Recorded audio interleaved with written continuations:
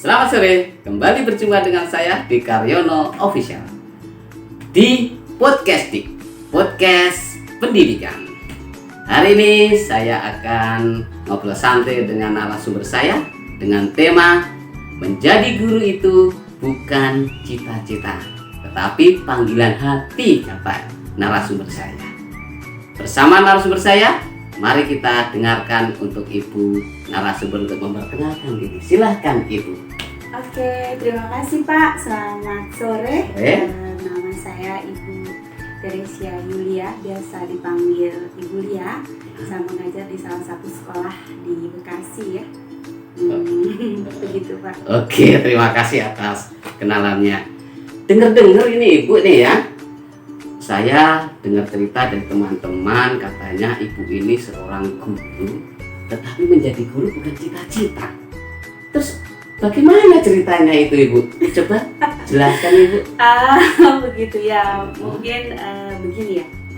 Dulu waktu saya masih sekolah, saya memang cita-citanya bukan jadi guru, jadi seorang dokter.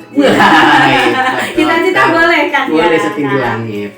Dan saya waktu itu memang sempat pernah mau masuk ke kedokteran, tapi karena sesuatu hal waktu itu tidak bisa, dan saya pun bersekolah di bukan sekolah keguruan ya Pak. Waktu itu saya sekolahnya di jurusan ekonomi, akuntansi. Ekonomi. Ya, betul. Nah, dulu sebelumnya ibu saya itu sebenarnya sudah punya kayak feeling gitu ya. Mungkin kelihatan dari saya waktu kecil suka bermain belajaran, terus suka sama teman-temannya anak-anak yang lebih kecil seusianya dari saya ya. Mungkin ibu saya sebagai seorang ibu feeling kayaknya nih anaknya pantas jadi guru gitu ya. Kebetulan ibu saya juga seorang guru.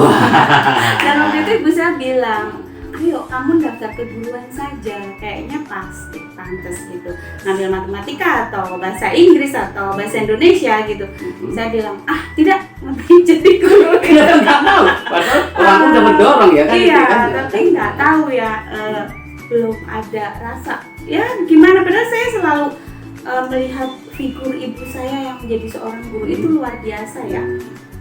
Dedikasinya, terus pengorbanannya sebagai seorang guru, apalagi guru zaman dulu ya Pak. Ibu saya tuh naik sepeda loh Pak ngajar itu. Makanya saya dulu gini, aduh seorang guru naik sepeda enggak gitu intinya kan ya. Tapi kalau dilihat dari keseharian ibu saya tuh kayaknya juga asik gitu kan Pak, gitu. Terus terus gimana nih ya? Nih dari dorongan, istilahnya kan tadi ada dorongan dari orang tua sebenarnya, melihat ibunya begitu pengabdian seorang guru, ibu melihat terjun ada dorongan ke orang tua melihat anaknya, kok melihat si ibu ini ya, ibu ini kok suka kayak ibu guru ini, mendorong untuk jadi guru. Ternyata ibu tidak sekolah di keguruan, malah sekolah di mana tadi? Sekolah tinggi ilmu ekonomi ya kan. Nah, terus begini, ibu kan dalam mengajar tadi sekolah ilmu ekonomi, terus bagaimana ini menyesuaikan ngajarnya di sekolah keguruan? Merasa ada kesulitan nggak dalam mengajar dari sekolah tinggi ilmu ekonomi yang notabene bukan keguruan, kok sekarang jadi ngajar gitu? Ya begini Pak, awal-awalnya sih dulu saya melamar di satu sekolah yang masih saya mengabdi di sini sampai sekarang ya, sudah berapa tahun ya, dari tahun 2004. Udah berapa tahun itu, udah lama sekali pasti ya, jadi saya masih muda belia gitu kan istilahnya, sampai sekarang sudah tua, cukup umur gitu ya Pak ya. Nah, walaupun mungkin belum kelihatan tua ya Pak ya. masih muda. Nah itu dulu awalnya saya melamar untuk menjadi bagian akuntannya gitu. Tapi waktu itu ketua yayasan bilang, bagaimana kalau mengajar akuntansi gitu kan. Terus saya, wah akuntansi ya Pak gitu ya, terus atau matematika gitu. Terus akhirnya saya mau, waktu itu saya awal-awal mengajar matematika ya Pak di sekolah itu. Kemudian awal-awalnya sih saya merasa, aduh gimana nanti ketemu anak-anak, bayangan saya, apakah saya bisa. Dan saya banyak mengobrol dengan waktu itu kepala sekolah ya. yang mengajari saya dan teman-teman saya, masukan dari teman-teman, Diskusi-diskusi iya, gitu ya. udah nggak usah takut. Dan saya sendiri pun dorongan dari ibu saya. Ya, Waktu itu ibu saya sangat senang dan bangga.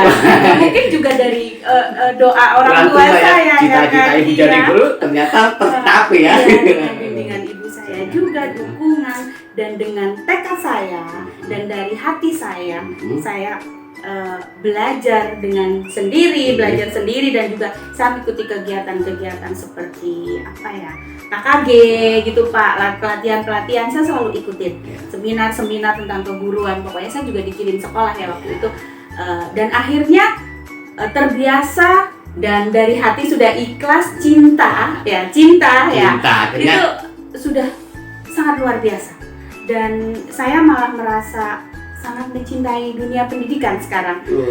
Ya, dari menghadapi anak-anak yang seperti biasa, luar biasa, dan anak-anak yang memang beda lah ya dengan anak-anak yang lain. Saya sudah merasakan semua, dan puji Tuhan berhasil sih Pak. Wah, jadi pengalaman ibu tadi tahun 2004 melamar ke yayasan pendidikan sebenarnya ingin jadi stafnya, malah dipilih yayasan untuk jadi guru, pengajar ya kan, dan akhirnya bisa mendalami cinta akhirnya ya kan. Oke. Terus begini Bu, hari ini kan kita masih sekolah ini kan masih online ya. Nah, Ibu kan juga sebagai orang tua nih. Nah, sebagai orang tua yang tentunya punya anak ya. Ini punya anak belum ini kayaknya? Udah Pak, sudah ya, 2 anak saya. Saat ini kan sekolah online, terus bagaimana cara Ibu dalam mengajar anak sendiri dan anak di sekolah ini? Bagaimana ini? Awal-awalnya sih berat ya Pak ya. Pertama, anak saya yang kecil itu masih SD, sedangkan yang besar sudah SMA Pak. Kalau yang besar bisa dilepas ya, kalau yang kecil memang ya harus diajarin ya. Mungkin saya kaget juga awal-awalnya. Yang kecil itu kan biasa belajar di sekolah sama gurunya ya Pak. Nah, dari masa pandemi ini ya memang sama gurunya, tapi tidak begitu efektif kan, hanya lewat Zoom, online, dan tanya jawab mungkin kalau nggak bisa lewat WA. Nah, kebetulan setiap saya pulang sekolah itu saya pulang dari sekolah, saya harus ngajarin anak saya lagi dengan tugas yang diberikan oleh gurunya. Ya namanya anak kecil pasti kan sibuk belum lagi saya masih ada pertanyaan-pertanyaan juga dari anak-anak murid, yang orang online tua itu murid, ya. iya. Belum tugasnya untuk menyiapkan materi berikutnya, untuk koreksi gitu kan. Awalnya sangat berat Pak, saya sampai ya sempet kayak agak down gitu. Aduh, jadi guru kok luar biasa beratnya gitu kan. Kok seperti ini gitu. Tapi semakin lama kita menjalani juga dengan ikhlas tadi, cinta ya kan, terus dengan keadaan memang seperti ini dituntut ya kan, keadaan seperti ini daripada nanti kita lost learning ya istilahnya gitu.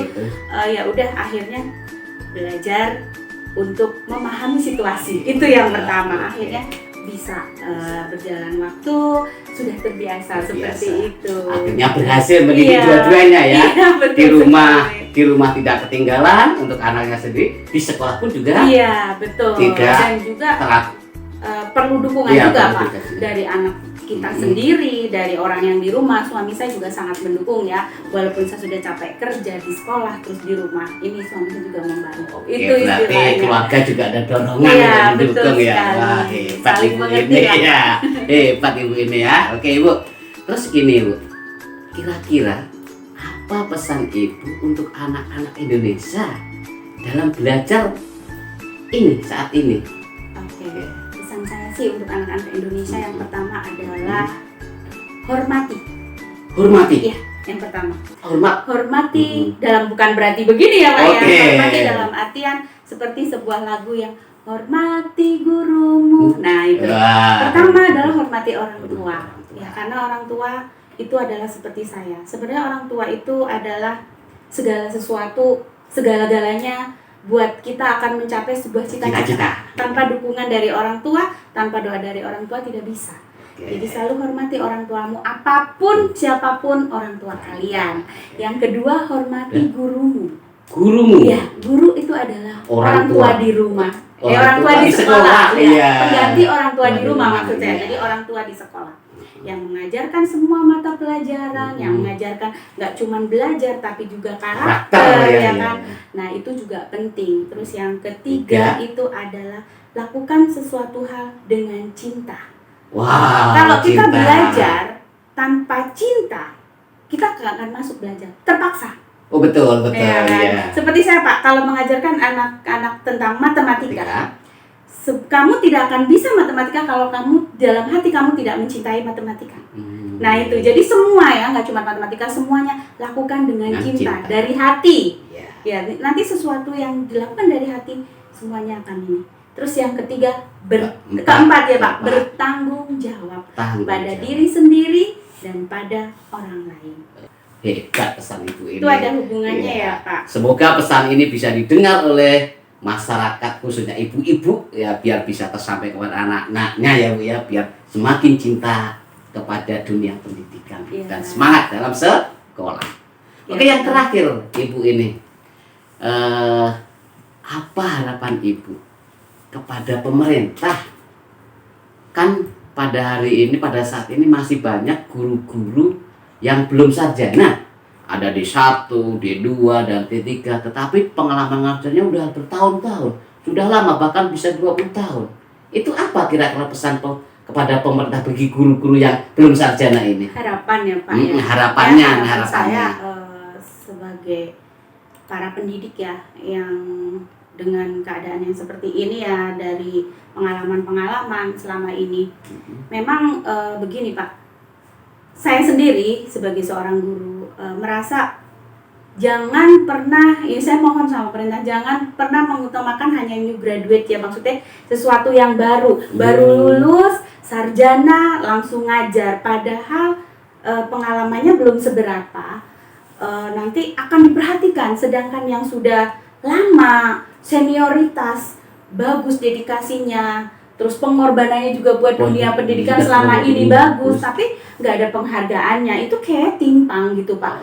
Janganlah kita melihat, oh dia sarjana, misalnya S1, S2, S3 ya, tapi dibandingkan dengan yang mungkin kayak guru-guru yang dulu ya, yang umurnya sudah tua sebelum saya, itu D1, D2, D3, itu tidak diperhatikan, padahal udah bener-bener senior, udah bener-bener ya berprestasi gitu. Mungkin kalau bisa diadu nih Pak ya, kalau boleh ya diadu, kita di dalam kelas, dalam penguasaan kelas, penguasaan materi, metode pembelajaran, pasti akan bagus yang guru-guru mungkin yang tidak sarjana, karena pengalamannya yang sudah luar biasa. Jadi untuk guru-guru yang baru lulus, saya cuma mohon janganlah menyepelekan guru-guru senior gitu. Tanpa mereka kita tidak akan bisa belajar, tanpa mereka kita kayak tidak bisa mengajar.